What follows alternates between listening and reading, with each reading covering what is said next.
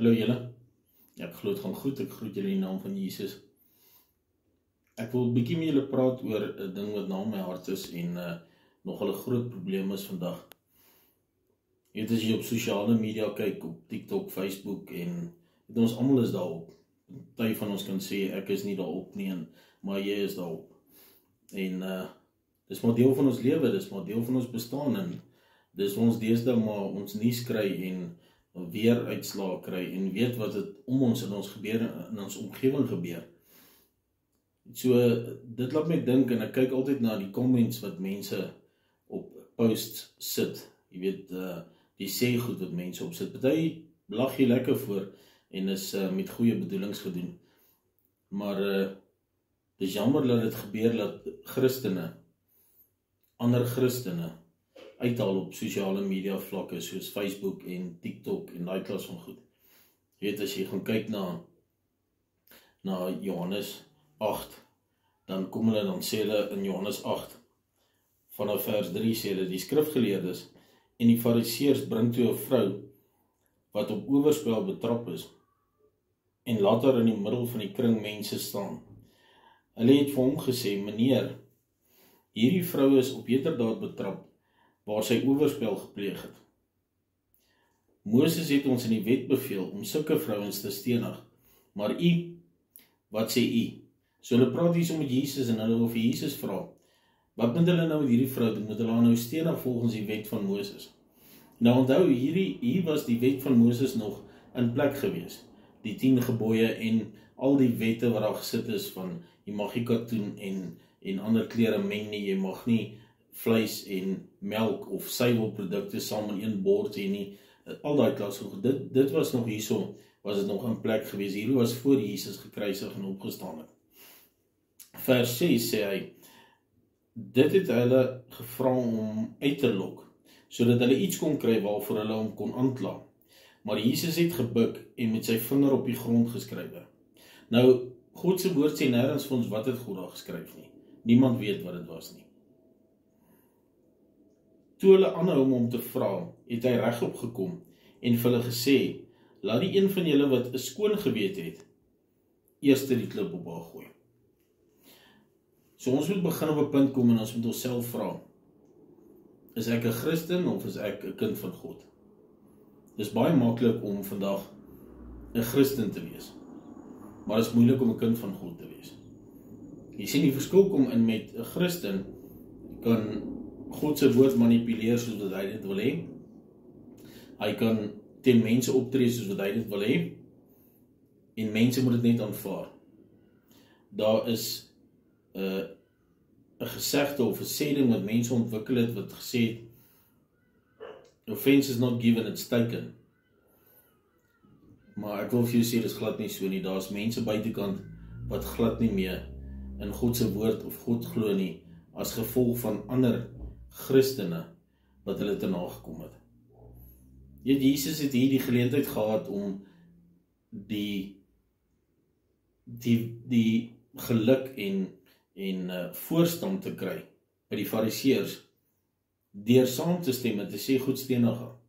En die fariseërs sou daar gesê het, nee, daar is niks fout met hom nie, hy is reg, los hom dat hy verder teach, want hy dan voldoen aan die wette van Moses. En Jesus sou populêr gewees het, maar Jesus skryf in die sand. Het jy al ooit gewonder hoekom het Jesus in die sand geskryf? Want jy sien, as jy vandag buite toe gaan en jy gaan skryf in die sand, kan jy skryf net wat jy wil. Maar as jy oor 'n halfuur terugkom en die wind het bietjie daaroor gewaai, is daar niks van hy geskryf hoor nie.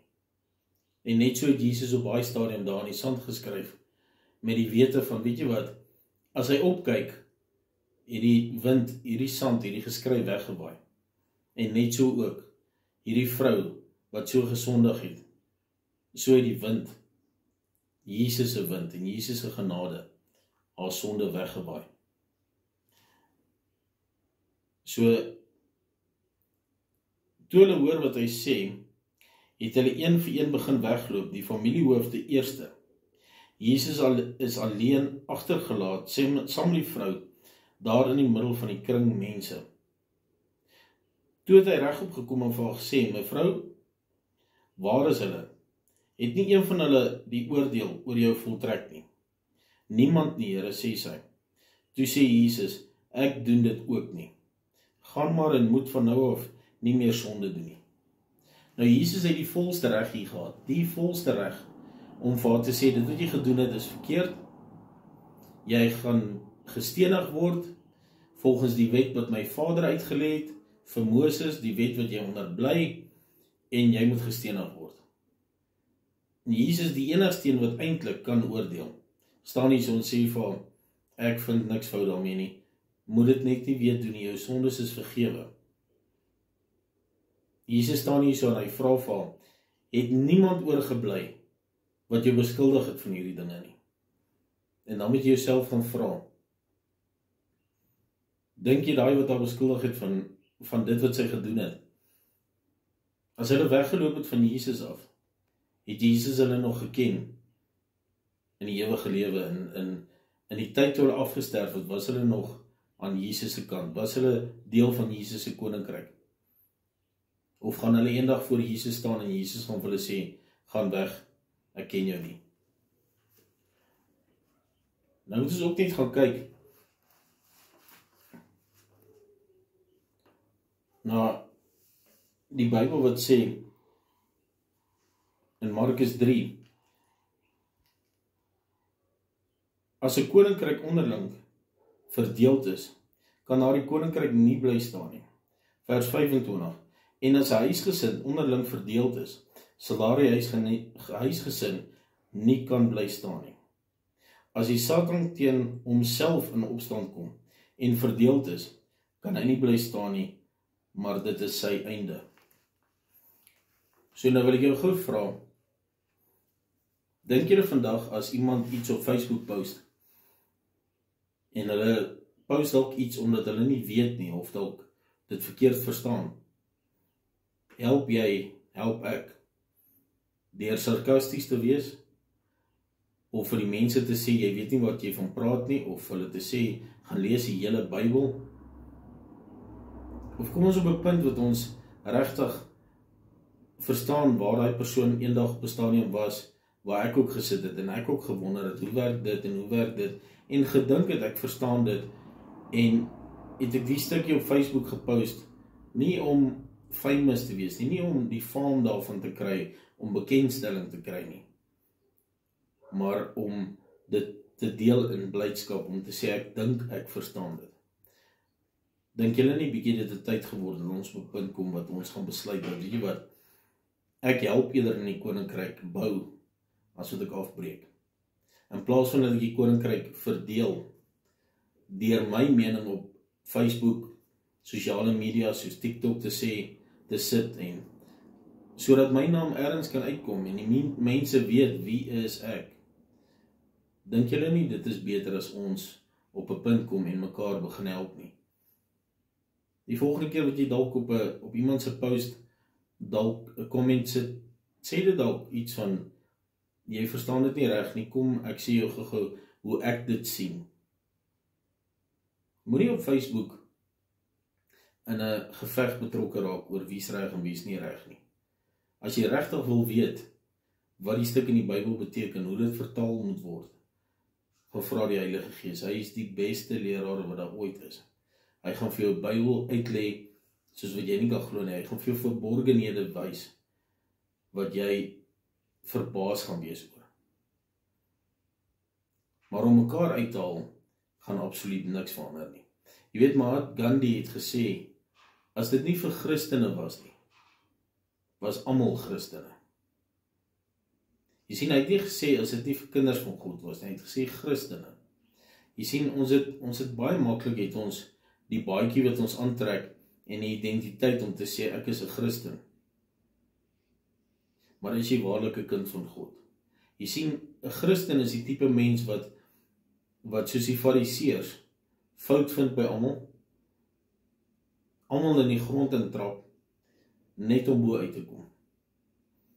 'n Kind van God is die persoon wat help, vir ander bid, empatie het met ander, en vertrou dat die Here hulle gaan uitlig, die Here hulle gaan beloon vir dit wat hulle doen. So ek kom vandag na jou toe en ek vra jou, moenie op 'n punt kom waar jy 'n vyand van die koninkryk raak, dat jy die koninkryk verdeel nie. Kom op 'n punt dat jy iemand anders help in die koninkryk van God. Dat jy op 'n punt kom wat jy daar kan staan wanneer Jesus praat met die sondaar en sê, jou sondes is vergewe, en jy met 'n smile hulle kan verwelkom in die koninkryk van God. Dat jy nie soos een van hierdie fariseërs of familiehoofde moes weggestap het van Jesus se aangesig af, omdat jy toe verkeerd of skaam gekry het nie. Nie almal van ons ken die Bybel van A tot B nie. Hulle het sielkundig bewys dat as ons God se woord van voor tot agter heeltemal verstaan, sal jy mal word. En daar is niks fout met hierdie woord nie, absoluut niks fout nie. Maar ons as mens se brein is net te klein om te verwerk van wat in hierdie woord staan. Hierdie boek is meer as 2000 jaar oud. En tog antwoord hy nog vrae vandag, laat hy mense beter voel, gee hy oplossings vir probleme, as ons dit reg toepas. Met die Heilige Gees as ons leier, om ons te verduidelik wat gaan in hierdie woord aan, en gebed op ons knie om die Here te vra, om ons te help. As jy volgende keer 'n post sien en jy wonder, waaroor dit gaan, en is dit reg, is dit nie reg nie, vra die Heilige Gees en volg die comments, en dan kyk jy. Kyk wat jy kan leer uit dit uit. Moenie net op 'n punt kom dat ons mekaar afbreek en mekaar in die grond intrap nie. Baie van die vrugte van die Gees is nie teenwoordig in posts wat op Facebook en TikTok gesit word nie. En dan wonder jy, hoe mense sê, hulle luister na die Heilige Gees, hulle is gedoop deur die Heilige Gees, maar die vrugte daarvan dra hulle nie. In Openbaring praat die Here van 'n wit gepleisterde graf. Met ander woorde, dis iemand wat van buite af baie nice lyk. Iemand wat in die kerk altyd is. Iemand wat ja en amen. Iemand wat tiende gee, kollekte gee. Maar die binne in jou is jy leed dop. Daar's absoluut niks in ons nie. Ons moet op 'n punt kom dat ons begin besef, dat weet jy wat, dit gaan nie my in die hemel kry as ek iemand anders vertrap nie. Dit gaan nie my beter laat lyk die dag as ek in die koninkryk staan voor Jesus, as ek ander vertrap en tel nie. Ek het altyd hierdie grap gemaak, maar dit het vir my realiteit geword, wat ek mense vra, hoekom hanteer jy daai persoon so?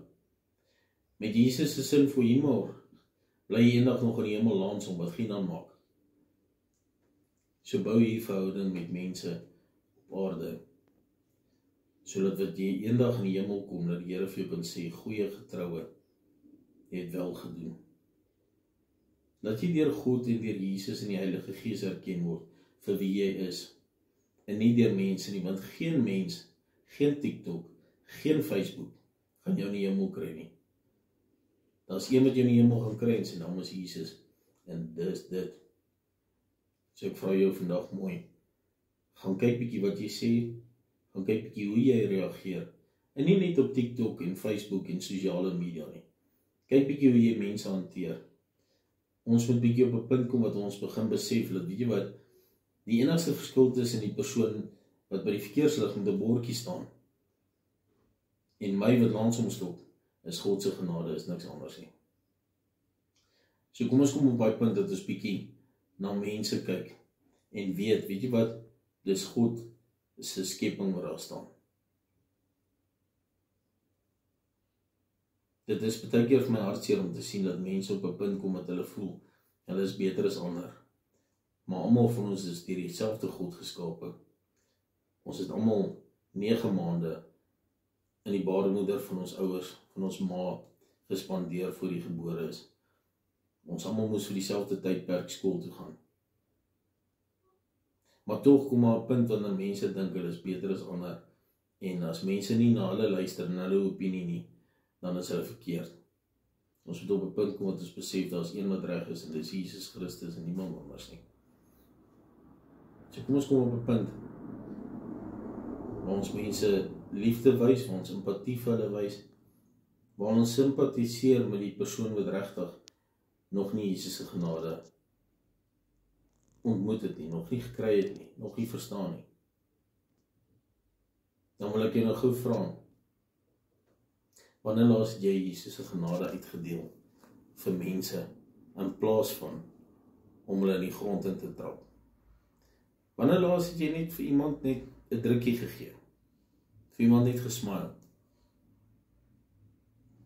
'n smile, 'n drukkie, of net 'n hallo in die verbygang, kos jou niks data nie. Absoluut niks data nie. Gaan probeer dit bietjie. Dan kyk jy vanaand as jy by die huis kom of jy beter voel. Ek beloof jou, jy gaan beter voel. Vat bietjie vanaand die tyd wat jy op TikTok sou gespandeer het, om iemand anders uit te haal. Dan vat ons daai tyd en ons gaan lees eerder God se woord. Ons vat daai tyd eerder en ons spandeer dit in gebed.